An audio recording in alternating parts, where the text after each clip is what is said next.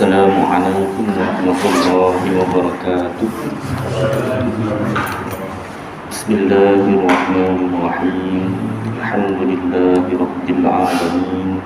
Wassalatu wassalamu ala asyrafil anbiya'i wal mursalin wa ala alihi wa sahbihi wa man tabi'ahum bi ihsanin ila yaumiddin. Amma ba'd. Alhamdulillah, kepada Allah Subhanahu wa taala, kepada Allah yang sejak azali Allah Taala lahirkan, Allah Taala jadikan kita dapat sama-sama sambung belajar ataupun ulang kaji ilmu fikih khasnya dan ilmu agama yang lain amnya. Seperti biasa, kita mulakan dengan selawat Ibrahimiyah. Kita baca bersama-sama.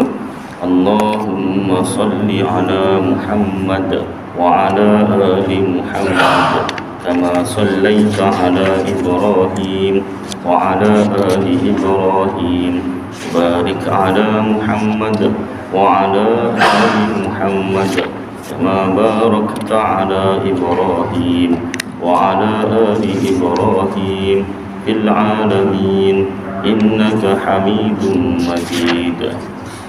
Alhamdulillah, yang berusaha Tuan Pengerusi Surau Al-Ihsan Kampung Senaran Baru, yang dihormati Timbalan Pengerusi Surau Warisan AJK Surau, yang dikasihi tuan-tuan imam, tuan-tuan Bilal, muslimin muslimat yang dirahmati Allah Subhanahu wa taala.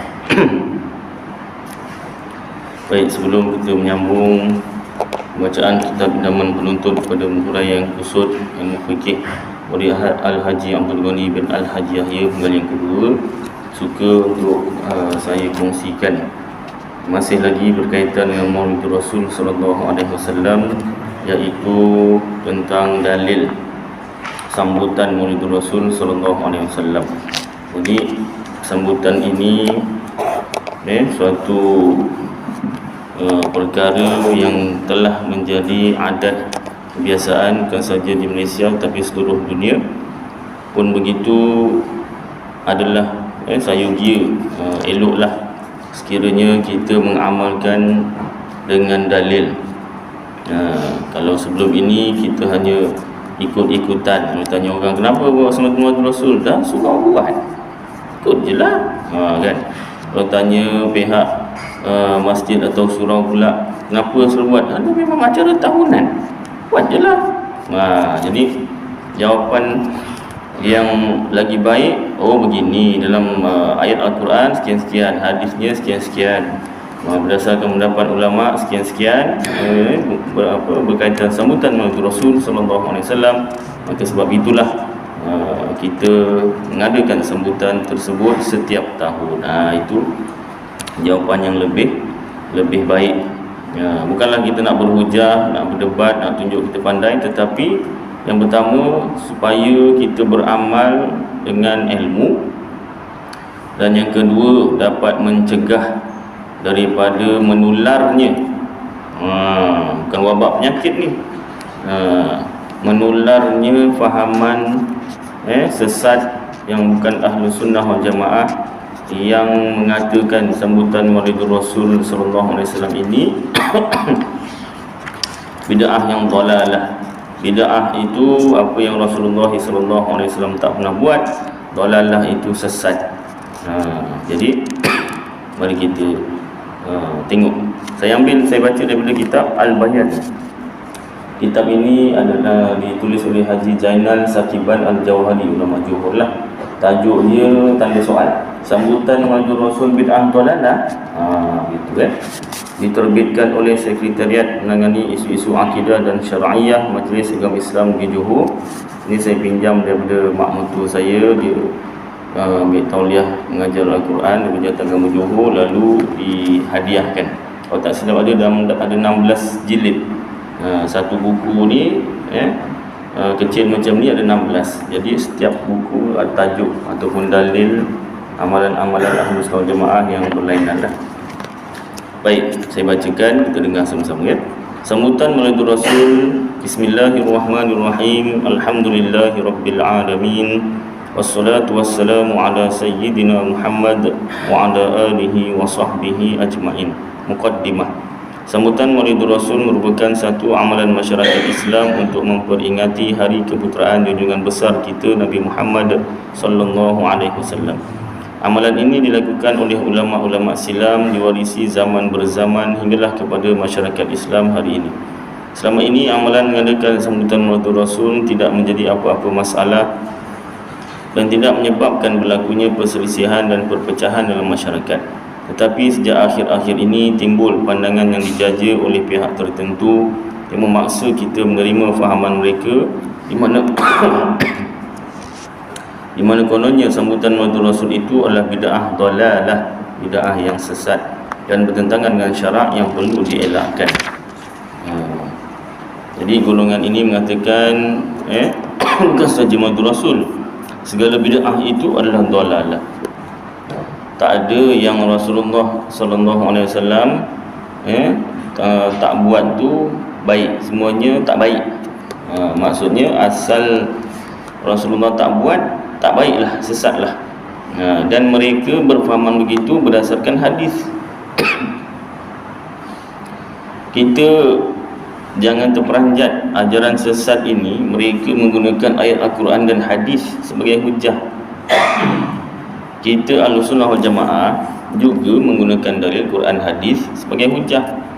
Tetapi Al-Quran dan hadis yang telah ditafsirkan oleh para ulama, hadis yang telah disyarahkan oleh para ulama. Maknanya nak memahami Al-Quran dan hadis sebagai dalil itu kita rujuk tafsir dan juga syarah hadis. Tafsir Al-Quran dan syarah hadis. Golongan ini dia tak yang penting ayat Quran, yang penting hadis. Faham sendiri pun tak. Sedangkan ada hadis yang lain lebih kurang mafhumnya, lebih kurang ertinya. Barang siapa mengadakan perkara baharu yang baik maknanya Rasulullah tak pernah buat tapi dibuat kemudian. Tapi benda tu baik di sisi syariat lah. Maka disampaikan kepada orang lain, diamalkan oleh orang lain. Orang yang mengamalkan tu dapat pahala, orang yang menyampaikan pun juga dapat pahala sehingga hari kiamat. Begitu juga sebaliknya, jika seseorang mengadakan sesuatu perkara baharu, maknanya Rasulullah tak pernah buat, dia buat, tapi benda tu tak baik, jahat, buruk di sisi syarak, di sisi syariat, maka disampaikan kepada orang lain pun mengamalkan. Bagi orang yang mengamalkannya itu dosa, serta yang menyampaikan punya dosa hinggalah hari kiamat. Jadi daripada hadis tersebut, para ulama Ahlussunnah wal Jamaah mengelaskan bid'ah itu bukan semuanya sesat, tetapi ada juga yang hasanah, bid'ah yang baik. Dan syarah hadis bagi hadis segala yang perkara baharu itu bid'ah, segala yang bid'ah itu sesat, itu syarahnya bagi akidah, kepercayaan. Kalau sesuatu akidah, kepercayaan yang baharu, yang tak pernah dipercayai, dibawa, disampaikan oleh Rasulullah sallallahu alaihi wasallam, maka itu semuanya sesat. Contoh bid'ah dari segi akidah, iaitu fahaman Allah pinjamkan kuasa kepada makhluk. Fahaman ini tak pernah diajarkan oleh Rasulullah sallallahu alaihi wasallam. Tak percaya. Kalau adalah orang yang mempercayai Allah pinjamkan kuasa kepada makhluk, tanya. Boleh saya tahu daripada mana? Tanya baik-baiklah, jangan marah. Boleh saya tahu daripada mana kenyataan ini? Jangan marah. Kau dapat mana ni? Marah. Tanya baik-baik. Kita bukan nak cik gaduh, kita nak cari kebenaran. Dia tanya. Kalau dia kata saya dapat daripada kitab sekian ini ambil daripada kitab sekian, kitab ini daripada hadis sekian, hadis ini disampaikan oleh sekian, sampailah sanadnya kepada Rasulullah sallallahu alaihi wasallam, maka ajaran itu betul lah. Tetapi setakat pengetahuan saya, bukanlah maknanya saya dah baca semua kitab kat dunia ni, tidak. sepengetahuan saya belajar di Sekolah Agama Johor Darjah 1 sampai darjah khas, dan tambahan di kuliah-kuliah masjid bersama seorang guru besar Sekolah Agama yang belajar kitab-kitab pondok pesantren daripada Ribat Muar. Mana kitab-kitab tu diajar oleh bapa saudaranya di Parit Perupuk, Ribat Muar sana. Dia belajarnya dengan, dia tak masuklah ribat tu, tapi kitab-kitabnya dipelajari. Sepengetahuan saya tu, ajaran Allah pinjamkan kuasa pada makhluk itu ajaran Mu'tazilah, ajaran sesat. Itu yang dimaksudkan bid'ah dalalah. Pendapat ulama tentang Islam atau kafirnya fahaman ini ada dua pendapat. Dah ulang banyak kali, ulang kaji. Imam Abul Hasan Al-Ash'ari kata fahaman Allah pinjamkan kuasa pada makhluk ini kafir, murtad. Na'udzubillah min dzalik. Kenapa? Apa dalilnya Imam Abul Hasan Al-Ash'ari berani mengatakan fahaman ini murtad, kafir? Bukan senang-senang boleh menyatakan ini Islam, ini bukan Islam, ini Islam, ini murtad. Bukan senang-senang. Tapi berani Imam Abul Hasan Al-Ash'ari kata begitu. Kenapa? Dalilnya kerana kuasa Allah sudah jadi dua atau lebih. Kalau dipinjamkan kepada semua makhluk, dah makhluk bukan satu. Nak kata beribu, lebih. Jadi kuasa Allah, sifat Allah salah satunya kuasa, kudrat, sudah jadi dua atau lebih. Itu satu. Kemudian menafikan wahdaniyah, esa Allah Ta'ala pada sifat. Esa Allah Ta'ala itu pada zat, sifat dan perbuatan. Kalaulah kuasa Allah boleh dipinjamkan pada makhluk, tak kiralah berapa banyak nisbahnya. Kuasa Allah, Allah Ta'ala katalah 99 kuasa Allah ada pada Allah, 1% dipinjamkan pada makhluk. Contohlah kalau nak dipersenkan, maka telah terbatallah sifat esa Allah pada sifat. Itu pendapat Imam Abul Hasan Al-Ash'ari, dan ulama yang lain sepakat pendapat ini agak lemah. Pendapat yang kedua, Imam Abu Mansur Al-Maturidi mengatakan fahaman Allah pinjamkan kuasa pada makhluk ini masih lagi Islam, tetapi orang yang berfahaman begini adalah ahlul bid'ah. Dia membawa fahaman yang tak pernah dibawa oleh Rasulullah sallallahu alaihi wasallam. Dan dia fasik, berdosa besar. Walaupun dia masih Islam, tapi fasik, berdosa besar. Jadi fahaman yang betul, Allah berkuasa, makhluk tak berkuasa. Pada zahir, pandangan mata kasar, seolah-olah makhluk boleh memilih sendiri baik atau buruk, seolah-olah makhluk boleh bergerak sendiri buat baik atau buat buruk. Hakikat sebenar, Allah lah yang menetapkan hati seseorang itu nak buat baik atau nak buat jahat, dan Allah lah yang gerakkan anggota badan seseorang itu buat baik atau buat jahat. Itulah fahaman Ahlus Sunnah wal Jamaah. Baik, sambung. Itu termasuk dalam hadis yang kullu muhdatsin bid'atun wa kullu bid'atin dalalatun. Dia saya jemaah sekarang.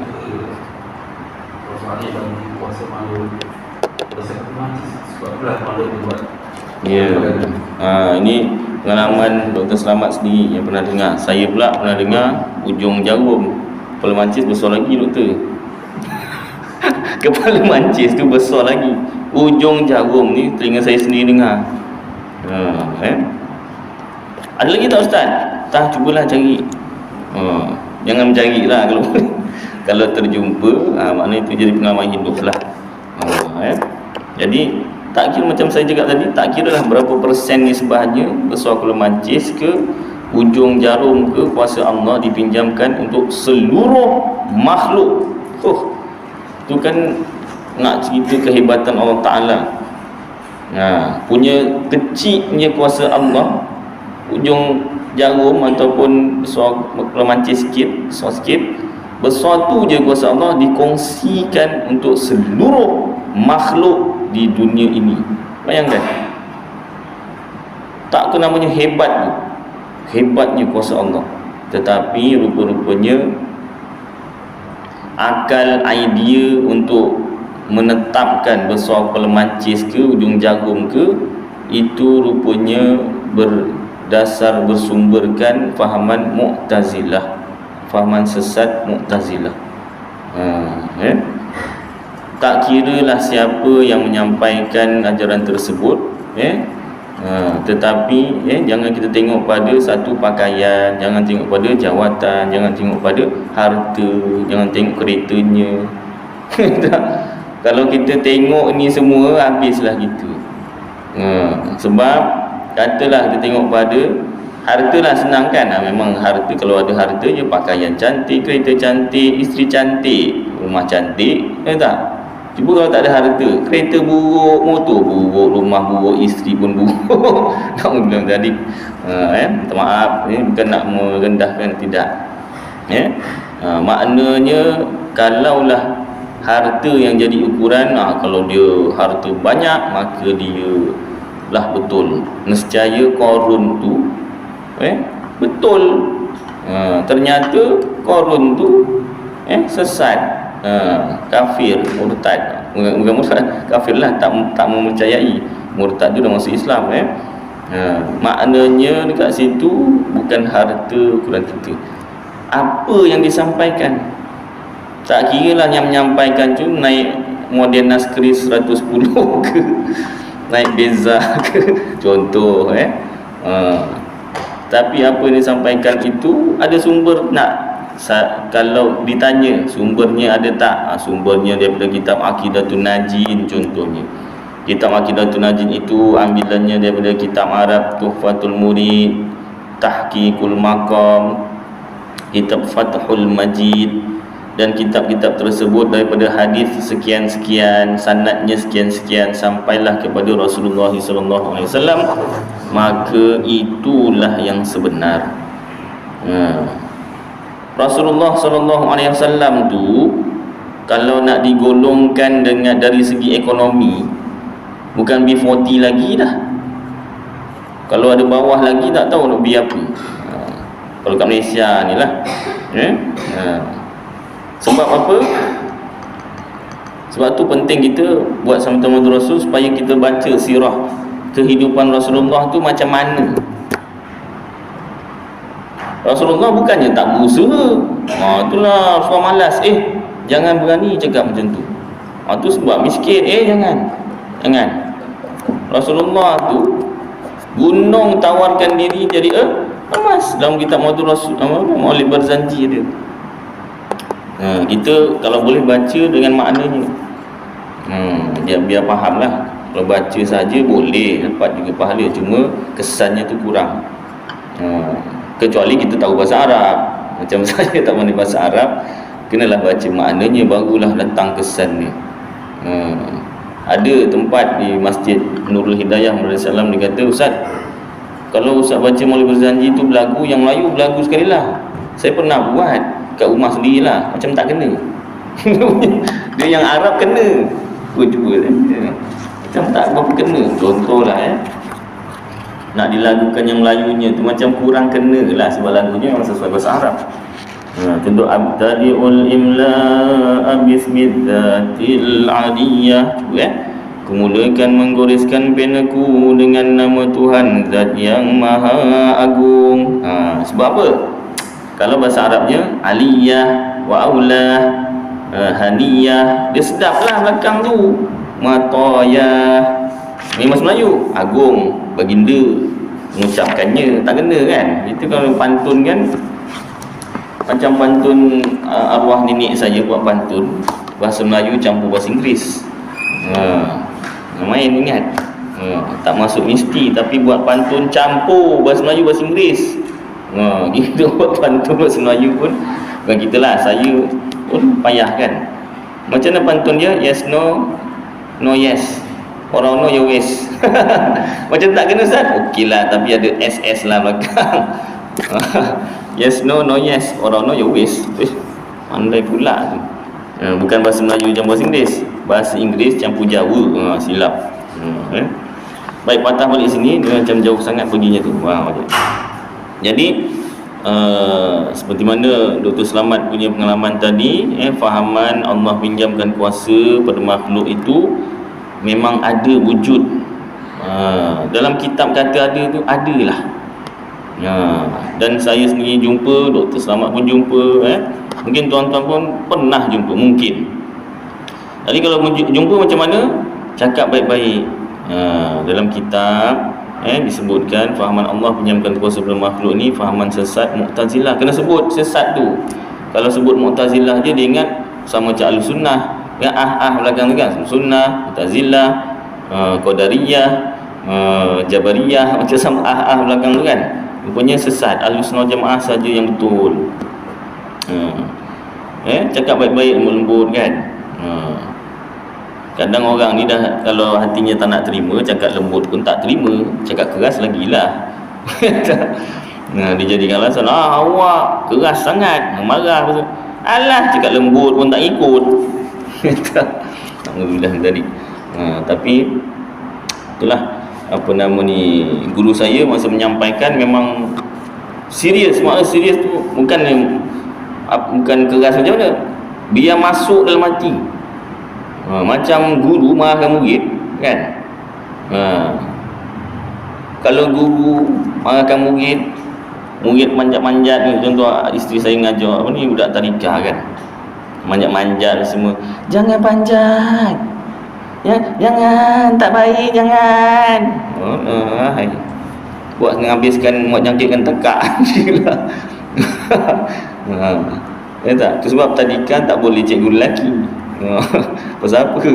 Budak tengok muka menangis. Kalau cikgu lelaki, panjat, jatuh mati nak jadi. Tapi kena sebutlah jadi. Pendek je ayatnya. Kadang cinta juga, tak kira perempuan lelaki kan. Jadi dia punya psikologi tu tak jadi panjat, tak jadi. Baik.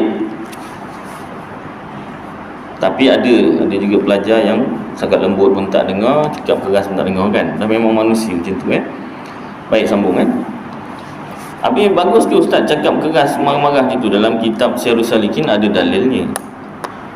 Cakap lembut ada dalilnya, cakap keras pun ada dalilnya. Dua-dua ada dalil. Nak dengan tak nak je lah yang menerima tu.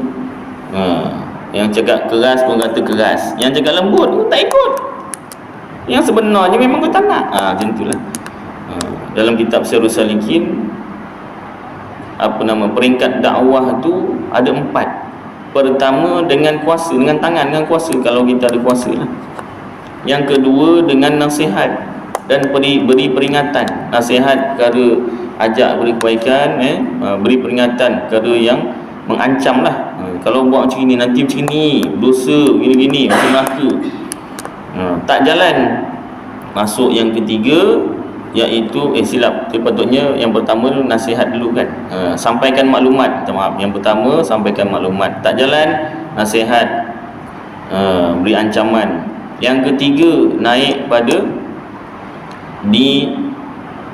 dimaki. Kitab Syiarus Salikin tu kita tasawuf. Tapi peringkat dakwah yang ketiga dimaki. Pasal apa? Biar sedar diri. Dah dimaki lagi melawan.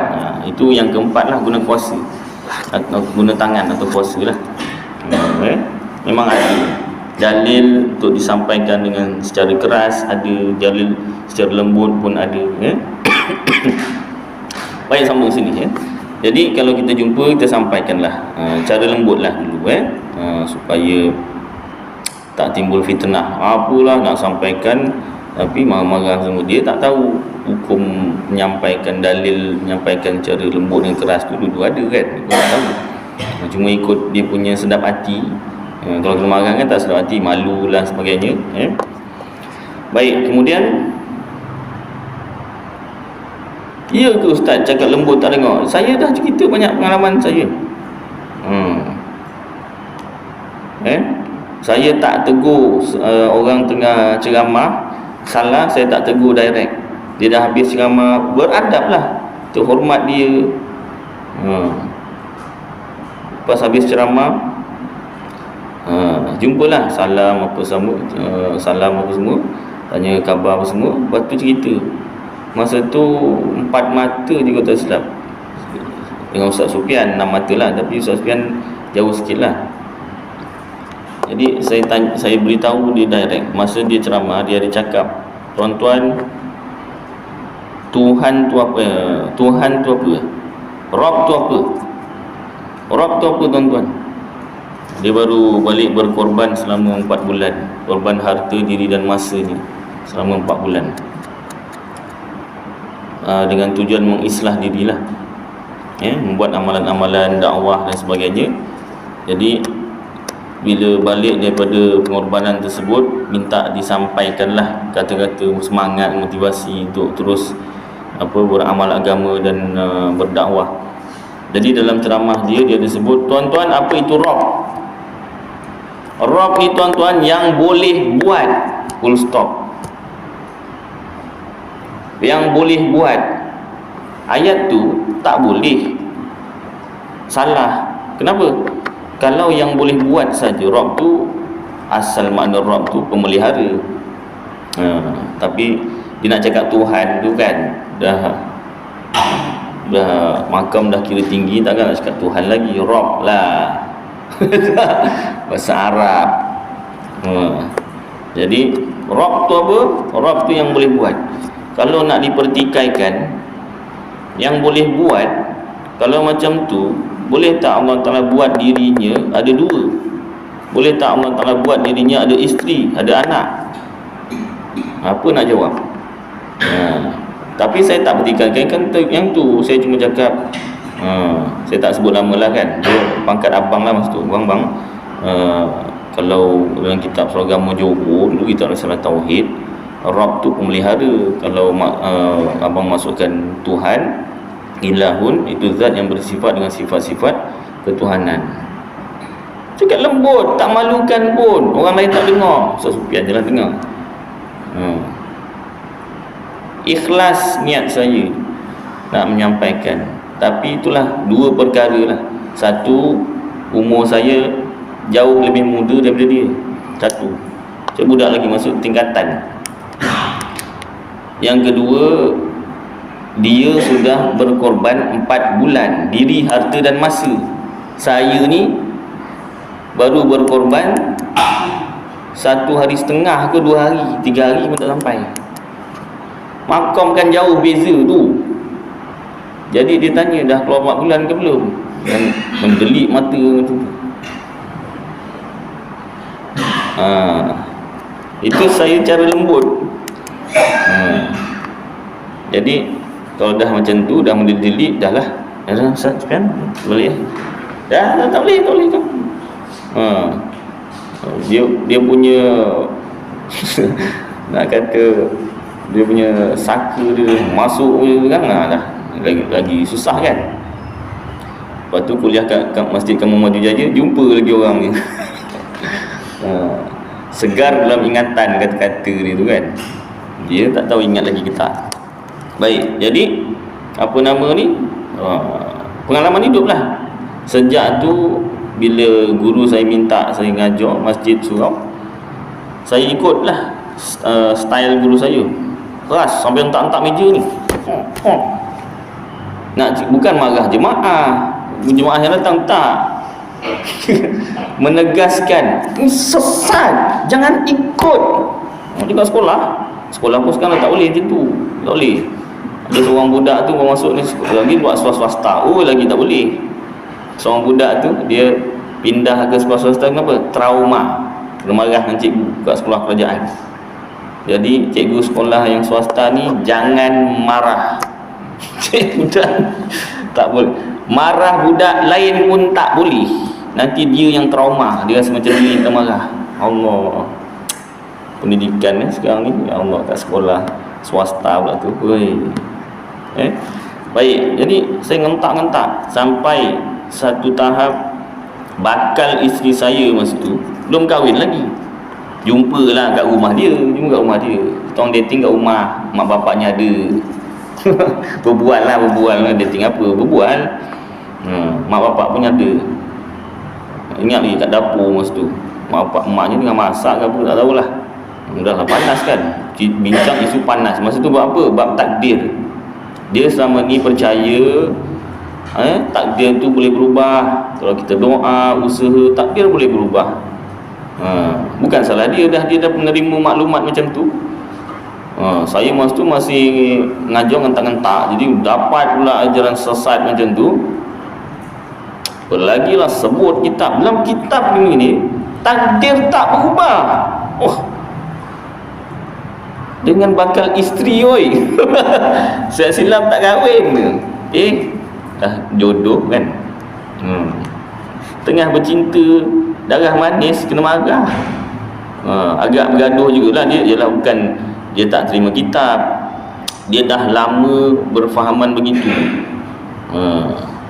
Bukan dia je sebenarnya tu. Ramai lagi.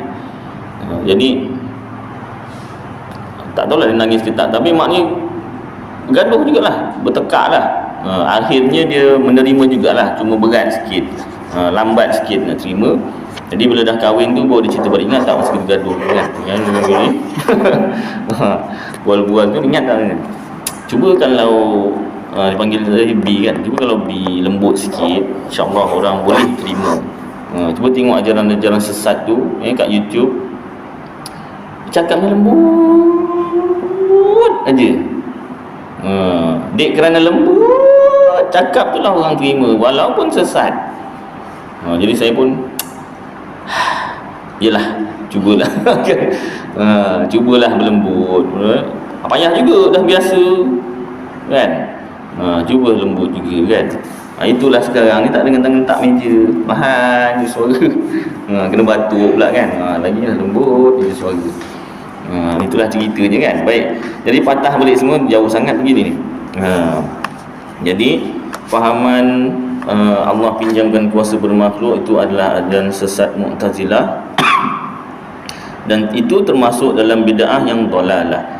Ada bid'ah yang hasanah. Contohnya jatuh 3 hukum, yang wajib, yang sunat dan yang harus. Ada bid'ah Rasulullah tak pernah buat tapi wajib umat Islam buat. Bayangkan tuan-tuan, suatu ketika Sayyiduna Umar Al-Khattab Sayyiduna Abu Bakar As-Siddiq jadi khalifah, didatangi oleh Sayyiduna Umar Al-Khattab radhiyallahu anhu, mencadangkan supaya Al-Quran dikumpulkan. Zaman Rasulullah masih hidup, Al-Quran tu ada ditulis oleh sahabat. Sahabat A tulis sikit, sahabat B tulis sikit, C tulis sikit, bersepah lah, tak dikumpulkan. Jadi zaman Abu Bakar jadi khalifah yang pertama, Sayyidina Umar cadangkan pada Sayyidina Abu Bakar untuk dikumpulkan Al-Quran. Sayyidina Abu Bakar tak terima. Pasal apa? Rasulullah tak pernah buat. Aku tak berani buat.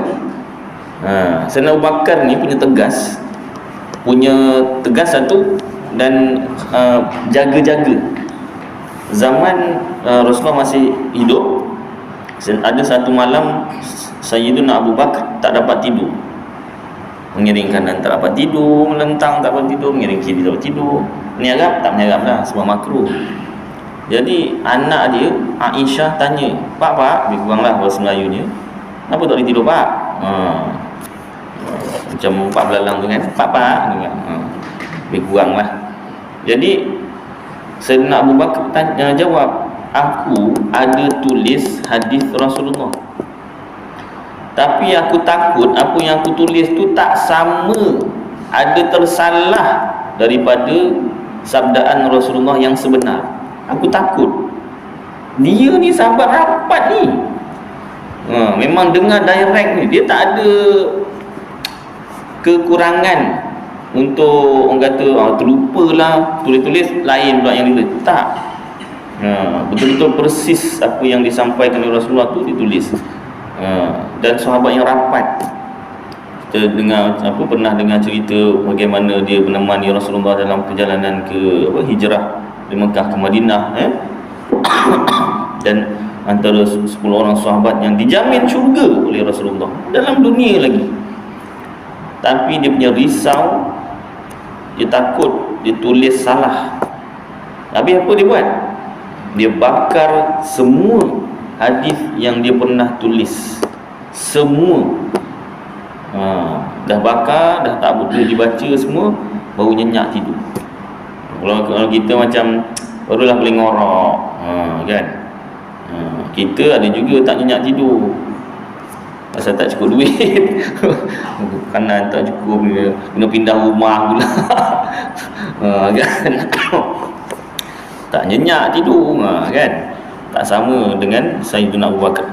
Suatu ketika perang Sabilullah, ramai yang menyertai perang tu ialah hafiz Al-Quran 30 juzuk.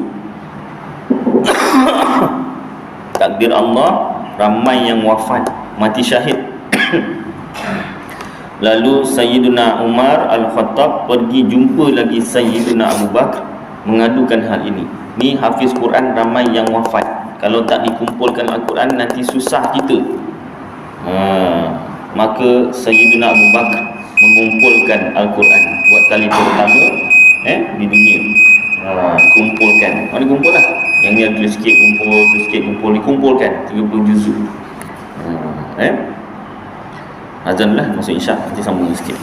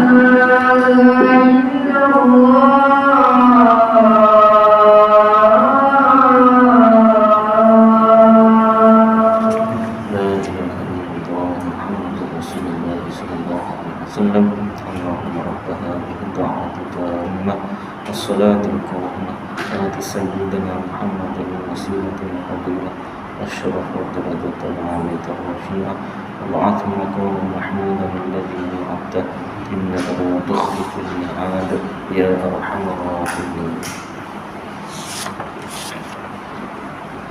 Baik, sikit ya. Jadi Sayyidina Abu Bakar radhiyallahu anhu pun setuju untuk dikumpulkan Al-Quran, penulisan Al-Quran itu. Kemudian oleh Sayyidina Uthman radhiyallahu an dibariskan Al-Quran. Baris atas, baris bawah, baris depan, baris dua di atas, baris dua di bawah, baris dua di depan. Itu kemudian zaman Rasulullah SAW masih hidup, Al-Quran tak berbaris. Bayangkan tuan-tuan kalau kita sampai pada kita Al-Quran tak berbaris. Yang berbaris pun ada yang tak boleh baca, tersalah baca. Lagi yang tak berbaris. Saya pernah cerita sini seorang kawan saya lah masa ujian lisan Al-Quran. Seragam Johor kan, tauhid, ibadat, Al-Quran wajib lulus. Dia ada ujian lisan, suruh bacalah, tilawah lah baca. Jadi kawan saya ni tugaskan baca surah Al-Baqarah, awal surah Al-Baqarah. Dia membaca, baca. Bismillahirrahmanirrahim. Suruh baca biasa je, berteran pun baca. Baca. Alam. Mana datang alam? Marah ustaz. Alif lam mim. Alam. Bismillah dah sedap lagu. Tiba-tiba alam jadinya. Pasal tak ada baris. Yang ada tu mat tu kan, tak ada mat. Salah baca, ya tak? Maka bukan nak malukan, makna cerita kebenaran. Ada orang tak dapat baca, itu berbaris, ada barisnya dituliskan. Bayangkan kalau tak berbaris. Jadi pembarisan ayat-ayat Al-Quran itu bid'ah. Rasulullah tak pernah buat. Zaman Rasulullah hidup tak disuruh, tetapi jadi wajib pada ketika pemerintah Sayyidina Uthman lah membariskan supaya mudah untuk dibaca, dipelajari dan dibaca. Kalau tak berbaris tuan-tuan, kita wajib belajar bahasa Arab dulu baru boleh membaca Al-Quran. Belajar bahasa Arab, ada orang ada rezeki senang, mudah. Ada orang dah 20 tahun belajar tak pandai-pandai baca kitab Arab. Siapa? Saya lah, Baik, jadi tadi patah balik semula. Ada bid'ah yang hasanah, yang hukumnya wajib. Dan ada yang sunat, ada yang harus. Yang harus iaitu sambutan Maulidur Rasul sallallahu alaihi wasallam. Kenapa? Sebab di dalamnya mengandungi perkara-perkara ibadat, dan mendekatkan diri kita kepada mencintai Rasulullah sallallahu alaihi wasallam, mengetahui dengan lebih rapat, dengan lebih dalam tentang Rasulullah sallallahu alaihi wasallam, tentang bentuk fizikal badannya, tentang kehidupan di rumahnya, kehidupan bersama keluarganya, kehidupan bersama sahabat-sahabatnya dan perjuangannya. Itu mendatangkan cinta kepada Rasulullah sallallahu alaihi wasallam. Pepatah Melayu mengatakan tak kenal maka tak cinta. Dah kenal pun kadang tak cinta. Sebab tak sesuai dengan dia punya hati, kan? Contoh masa kita nak kahwin kemarin, kan banyak pilihan tu. Ibu ini ingatkan ini bukan jodohnya, orang lain, kan? Mula-mula tu kenal, nak kenal. Kalau sekarang agak berani sikit ataupun direct sikit, kan? Nak kenal, kenal lebih rapat, kenalan apa semua. Jadi tujuan mengenal tu supaya datang rasa cinta, rasa suka. Begitu juga dengan mengenal Rasulullah SAW, kekasih Allah. Bila kita sambung ya. Jadi golongan sesat ni tadi memuji kekentalan iman penganut ahli sunnah wal jamaah, seperti halnya golongan Mu'tazilah dahulu yang membangkitkan masalah Al-Quran itu makhluk, kerana mereka menjadikannya sebagai akidah dan rukun agama. Untuk tujuan ini mereka banyak menghabiskan wang ringgit hanya untuk mencetak risalah dan buku-buku mengenai sambutan Maulid Rasul untuk diedarkan ke seluruh dunia, bagi meyakinkan umat Islam kononnya sambutan Maulid Rasul itu bid'ah dan ditegah oleh syarak melakukannya. Walau bagaimanapun segala percubaan untuk mengubah pegangan penganut Ahlus Sunnah wal Jamaah itu tidak akan berjaya, kerana mereka mempunyai hujah yang mantap. Kita Ahlus Sunnah wal Jamaah ni hujah kita mantap, tahu dengan tak tahu, ingat dengan tak ingat je. Macam saya tutup kitab lupa dah ingat. Itu kelemahan lah kan. Itu sebab kena selalu ulang kaji, walaupun setahun sekali ulang kaji. Kalau ada yang tak setuju, Ustaz ni aja tak ada modal, Ustaz ni sama je, beritahu. Mungkin dia dah hafal. Dia dah hafal dalil-dalil Maulid Rasul. Dia tak perlu nak dengar banyak kali, sekali dah cukup semua hidup dia dengar, dia boleh hafal, boleh sampaikan. Kalau orang macam ni ada, kita minta dia ambil tauliah, dia lagi bagus buat ingatan. Baik, jadi orang macam saya ni kena ulang kaji. Setahun sekali pun jadilah. Itu pun susah nak ingat tu, setahun sekali berulang kan. Sekurang-kurangnya kita dengar, baca. Jadi kalau ada, paling tidak pun kita bukan nak berhujah, nak bergaduh dengan orang, tak. Yang pertama kita beramal dengan ilmu. Ni awak buat sambutan Maulid Rasul ni ada dalil ke? Ada. Dalilnya sekian, Al-Quran sekian, hadis sekian, sekurang-kurangnya ada, pendapat ulama sekian. Kalau tak ditanya orang pun, kita sendiri beramal dengan ilmu lah. Lebih besar pahalanya daripada beramal ikut-ikutan sahaja.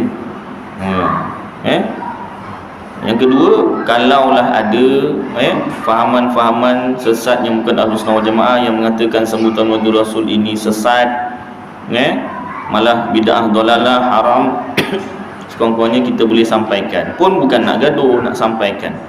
Mudah-mudahan dia terbuka hati untuk terima. Dah sampaikan, tak terima, sudah macam mana, doalah kan.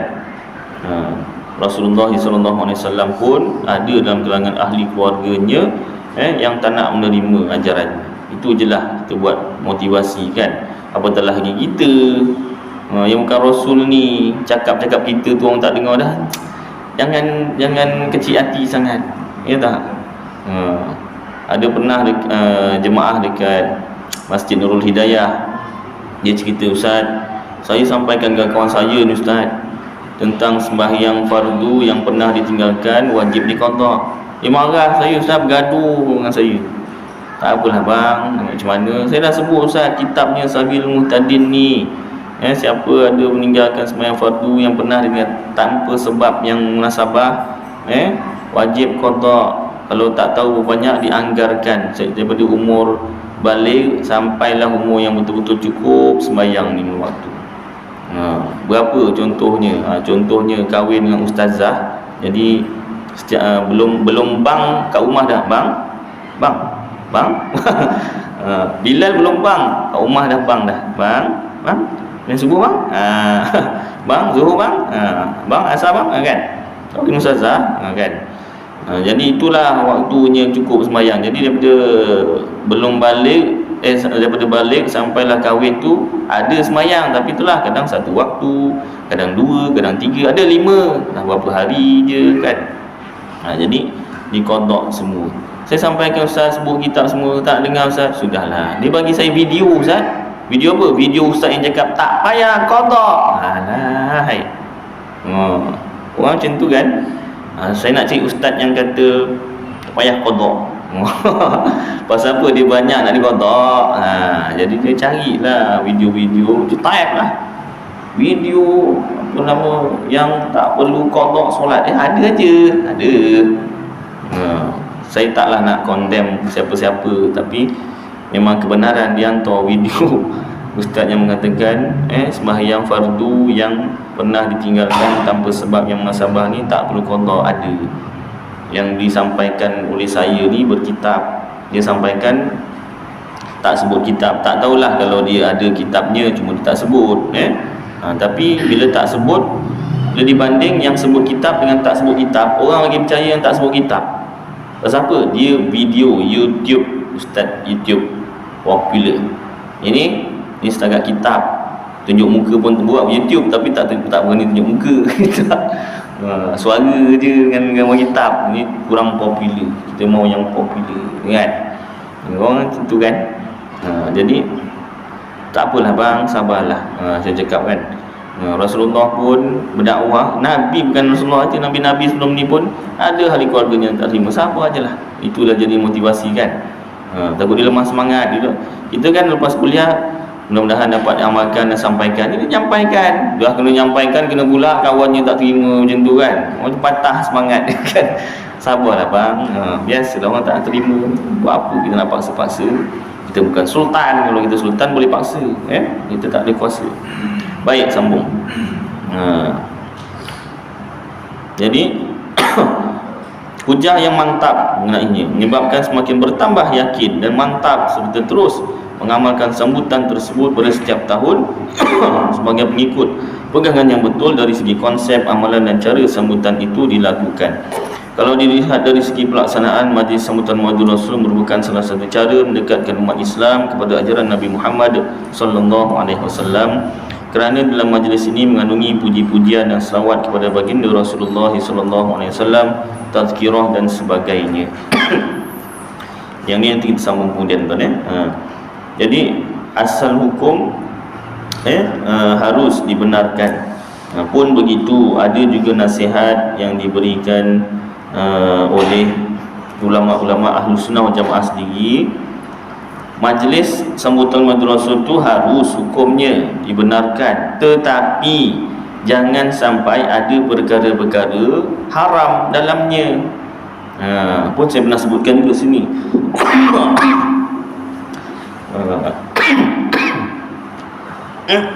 Kita orang Melayu kan biasa kalau Maulid Rasul rewang.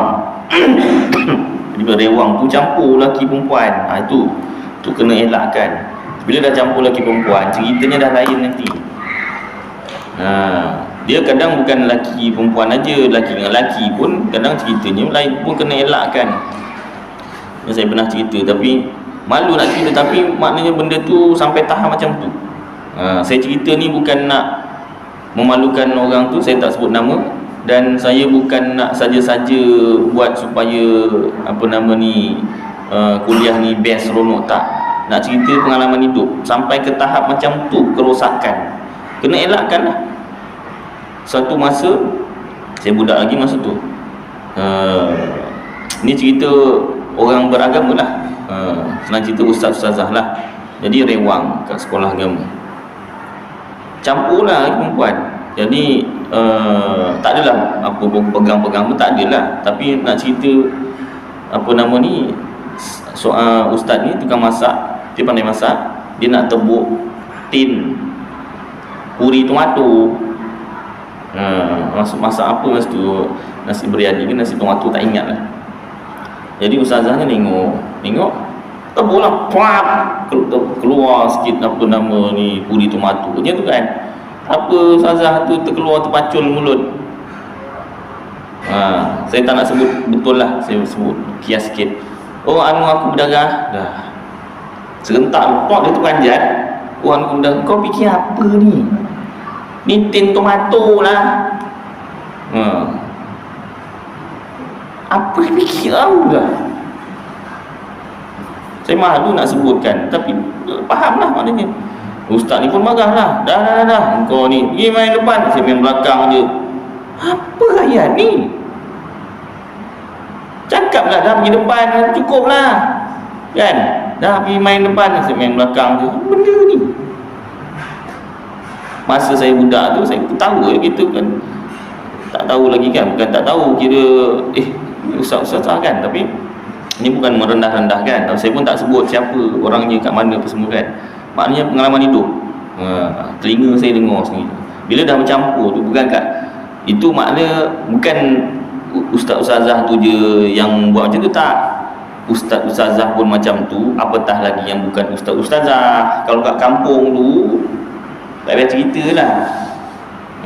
Bual-bualnya tu lain macam. Pasal lauk makanan, tapi dia boleh double meaning. Double meaningnya tu dalam kain, dalam seluar, dalam bilik semua. Mungkin tuan-tuan tak pernah ada pengalaman, tak tahulah, mungkin ada. Maknanya kenapa perlu, adakah kalau tak cakap macam tu tak meriah apa semua, tak best semua, tak macam tu ke? Tapi yang tu biasa bukan Muhammad Rasul tu, apa nama, kalau kat kampung-kampung tu beri kahwin. Kan? Kenapa mesti double meaning tu? Itu yang jadi haram. Pasal yang berbual ni bukan isteri awak, isteri orang. Suami orang. Kadang benda tu biasalah, biasalah kita gurau-gurau, gurau sampai jadi haram ya. Itu yang kita kena titik beratkanlah. Ajaran sesat dia dah kata sama-sama Rasul ni haram. Bila ada perbuatan haram macam tu, memang jadi dalil lah pada dia untuk mengharamkan lagi. Itu yang diperingatkan oleh para ulama kita Ahlussunnah wal Jamaah. Kadang-kadang benda tu terlepas pandang. Dan yang kedua, sebutan nama Allah dan nama Nabi Muhammad sallallahu alaihi wasallam dalam selawat dan sebagainya, kena sebut dengan betul, panjang pendeknya. Biasanya kalau yang biasanya lah, yang tersalah sallallahu ala Muhammad, mad tu panjang, sedangkan mim dal mati di atas mad, satu harakat, tapi dipanjangkan, bukan dua, lebih kadang mad. Kalau wasallam tu panjang, maknanya lari juga, mungkin tak ada makna, tapi apa nama ni, tak terlalu berat. Ni nama Nabi Muhammad, nama Allah, adalah disebut dengan betul. Itu teguran para ulama, kita kena terimalah, supaya kita mendapat pahala. Asalnya kita ni nak dapat pahala, tapi kalau dah begitu jadi dosa. Na'udzubillah tadi. Baik, cukuplah keadaan ni, nanti kita sambung lagi, panjang lagi. Mudah-mudahan apa yang kita baca dan dengar jadi manfaat untuk saya dan tuan-tuan, dapat kita amalkan dan sampaikan insya-Allah. Aku qouli hadza wa astaghfirullahal azim li wa lakum wa lisairil muslimin wal muslimat wal mu'minin wal mu'minat fastaghfiruh wa ya fawzal mustaghfirin wa ya najatat taibin. Sallallahu tabaraka wa ta'ala ala khairi khalqi sayyidina maulana Muhammad wa ala alihi wa sahbihi wa baraka wa sallam. Subhana rabbika rabbil izzati amma yasifun wa salamun ala al mursalin walhamdulillahi rabbil alamin. Taqabbalallahu minkum.